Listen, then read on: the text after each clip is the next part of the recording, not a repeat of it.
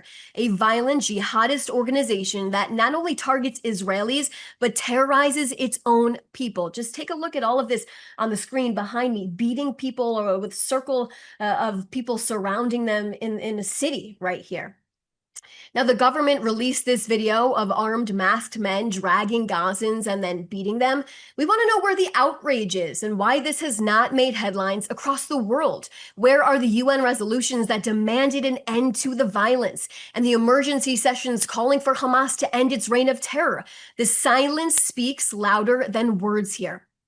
Today, the IDF announced terrorists fired an anti-tank missile and gunfire towards our troops operating in the area of Rafah to dismantle terrorist infrastructure, all in accordance with the ceasefire agreement.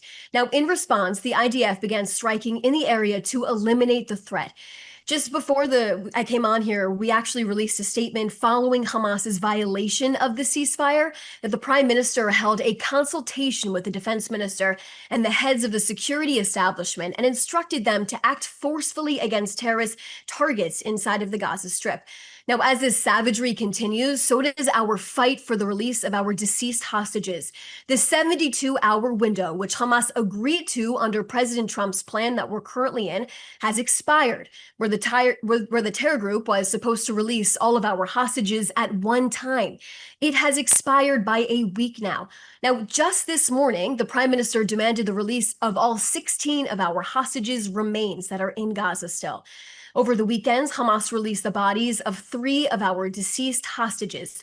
Eliyahu Margalit, who was feeding his beloved horses on Kibbutz Nir Oz on the morning of October 7th, when he was murdered and his body was kidnapped into Gaza.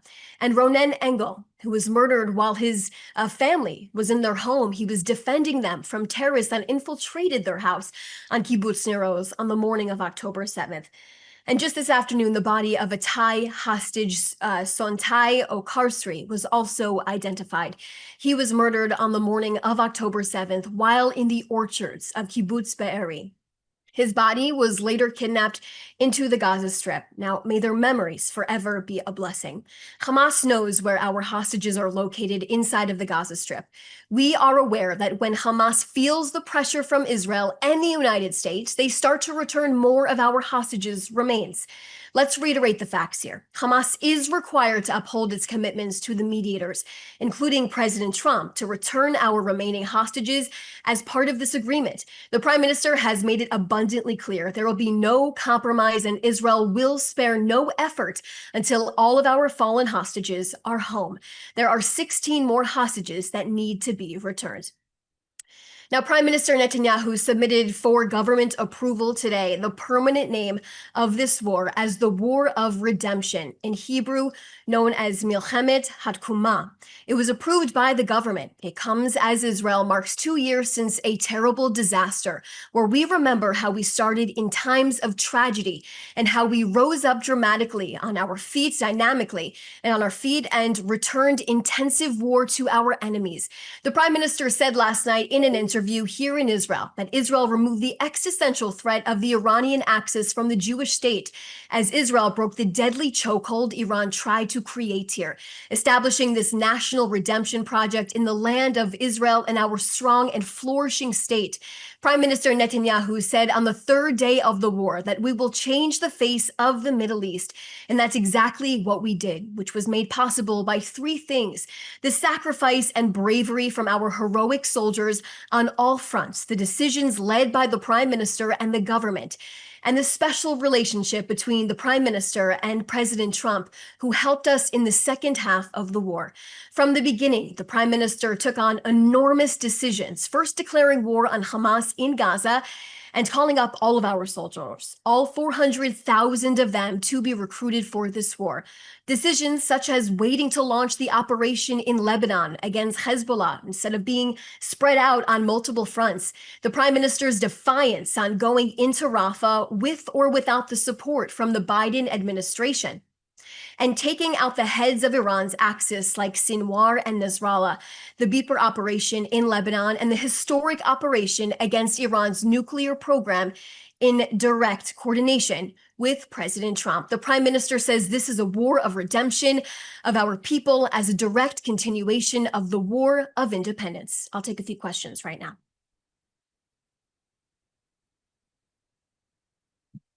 So we have a lot of questions. Several journalists have many questions wrapped up in their responses. So I'm going to take just typically the top question or the top two from each reporter. So this is from Joel Pollack from Breitbart News. Would you say that Israel has won the war?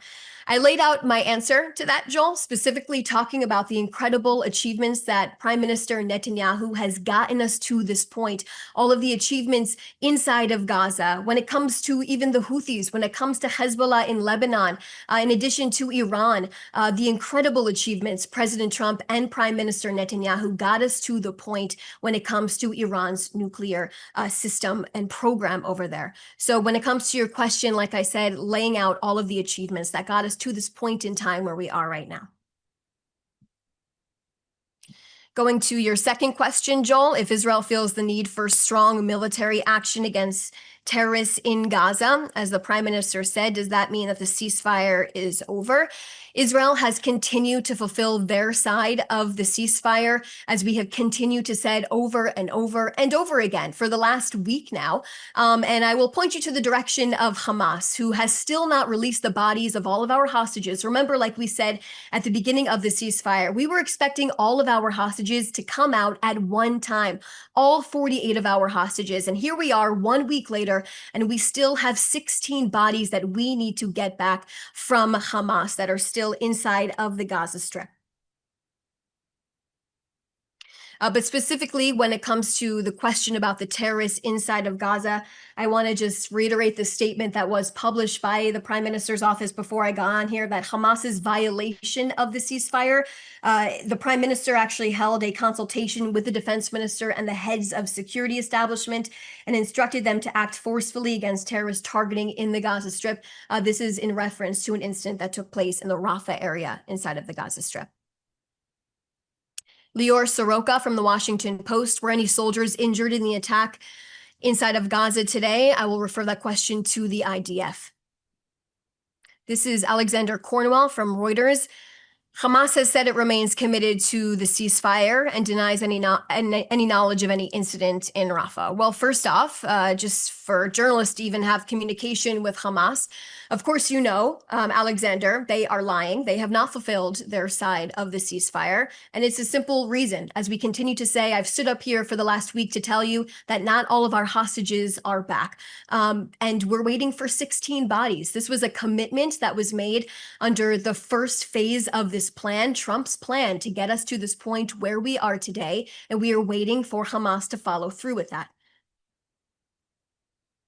In terms of this other question you're asking, Alexander, does the Israeli government believe that those who opened fire on Israeli soldiers were Hamas militants? Refer you back to the statement that I just read about the incident. I am going to your next question. Given the presence of multiple armed groups in Gaza, how does Israel view Hamas's responsibility for ensuring that all factions adhere to the terms of the ceasefire?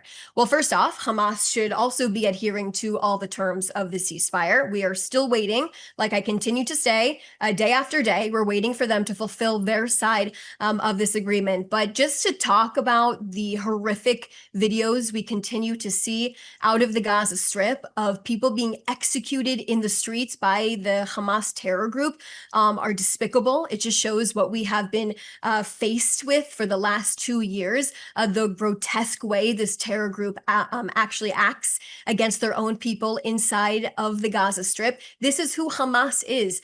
So, you know, for all the journalists that clearly have a communication line to them, my question back to you is, why don't you ask Hamas why they're doing this to their own people inside of the Gaza Strip? This is James Marlowe, an independent broadcast journalist. In an interview with Reuters, a senior Hamas official said Hamas will not hand over its weapons and that Hamas always intended only a temporary ceasefire with Israel. My response to that is that Hamas accepted the terms of this plan that we are currently under, and the 20-point plan outlines that Hamas needs to demilitarize. All of Gaza needs to be demilitarized. Hamas needs to be disarmed, and that Hamas will have no future role in the governance of the Palestinian people inside of the Gaza Strip. Yael Ben-Horin From Agencia EFE, do you consider today's events in Gaza the official resumption of the war? I gave a statement that the Prime Minister's office put out just a little while ago, speaking about this incident that happened. Lazar Berman from the Times of Israel.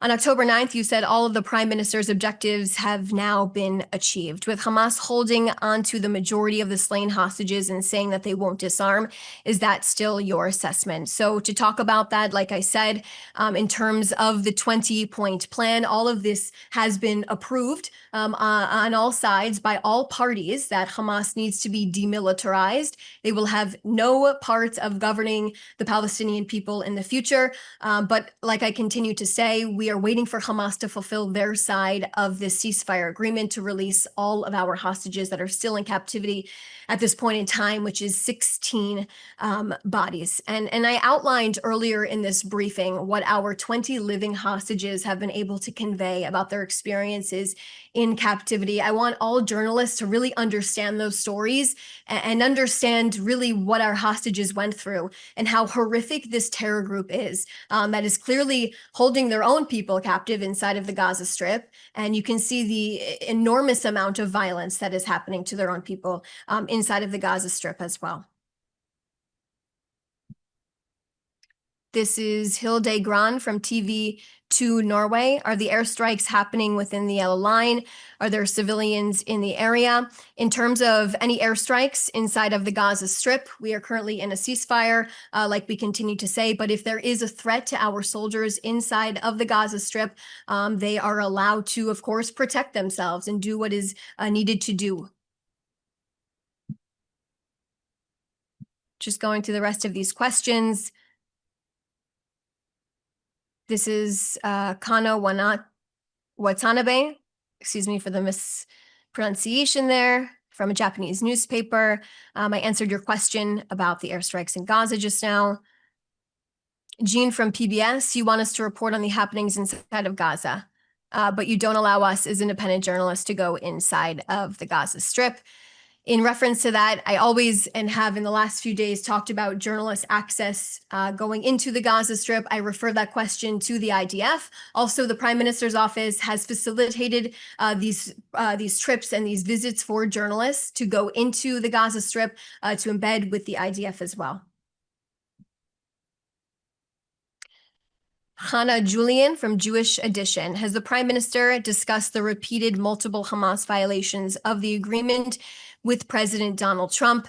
I'll refer you back to my statement that I just said in reference to the incident that happened inside of the Gaza Strip with our IDF soldiers. But Israel and President Trump continue to put immense pressure on Hamas to release our remaining hostages day after day. We continue to do so. And Ellie Cook from Newsweek, can you confirm reported strikes east of Jabalia? I refer that question to the IDF as well. And Matthew Duran from ABC Australia, how many militia groups inside of Gaza is Israel supporting, and how does that undermine the prospect of stability inside of the Gaza Strip? Here's what I can provide you on that. Specifically, we know that Hamas needs to be demilitarized. This is what we continue to say over and over again. This is part of the 20-point plan. Hamas cannot have any part of the future of the Gaza Strip. We must completely get rid of them. And I refer, or I ask you to take a look at that 20-point plan. But like I said, the violence inside of the Gaza Strip is disgusting to watch. These Palestinians suffer. Here in Israel, we are scratching our heads as to where the outrage is. We want to know where the outrage is. For 2 years, people have been calling for a ceasefire, calling to free Gaza. And here we are at this point in time, watching these horrific videos I just showed you on our screen, Palestinians being executed in the streets by Hamas, and the international community is silent. Okay, looks like those are the rest of the questions that I can see on my end. Thanks so much for everyone who joined us today.